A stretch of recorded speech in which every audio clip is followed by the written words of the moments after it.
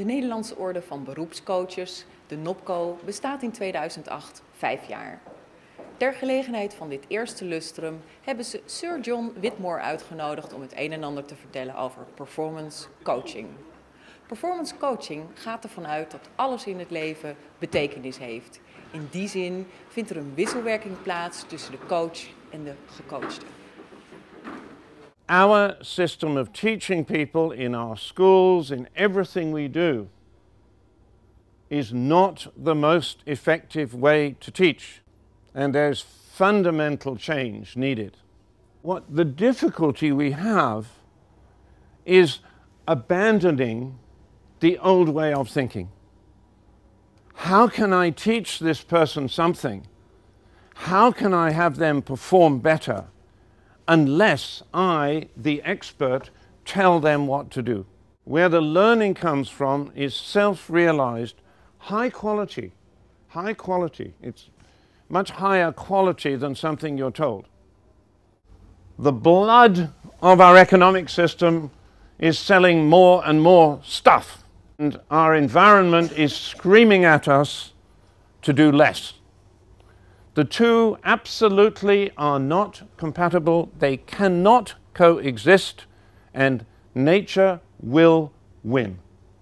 We have used our technological advance for very irresponsible outcomes, and the result of that is the desperate situation we're in environmentally today. And what has been completely left behind is the development of the wisdom. Hierarchy is in decay. There is less and less respect for leadership today. On the other hand, people are demanding more choice, more decision-making for themselves. Staff in organizations want to be able to have more choice and not just do what they are told.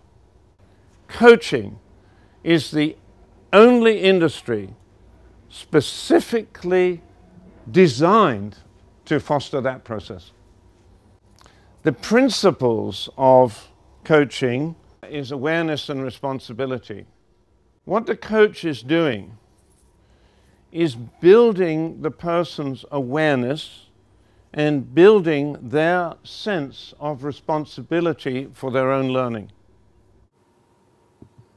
There is a big difference between information and awareness. It's what you recognize yourself is important in awareness. It's not what you are told. To become a good coach is you take the very simple principles, you give up what you did in the past, and then you practice. The fear is the problem, and there are many different fears. Fear of being different, fear of making a mistake, fear of losing my job, fear of being unpopular with my colleagues. Yeah? That's what stops us. When you recognize that the opponent in your own head is more of a challenge, more daunting than the one on the other side of the net, then you know what you have to work with. What is the principal internal obstacle inside ourselves that stops us performing at our best? And our belief about ourselves is very, very important, very significant, because it determines how we behave. If you want a high-performing organization, it's a fundamental change. Your staff then feel valued, confident, and they have self-belief. And self-belief is believe that, yes, it's possible, I can do it. If I can't do it, I can learn to do it. So they go with a positive attitude in the workplace. Good coaching starts at dealing with the internal obstacles to performance.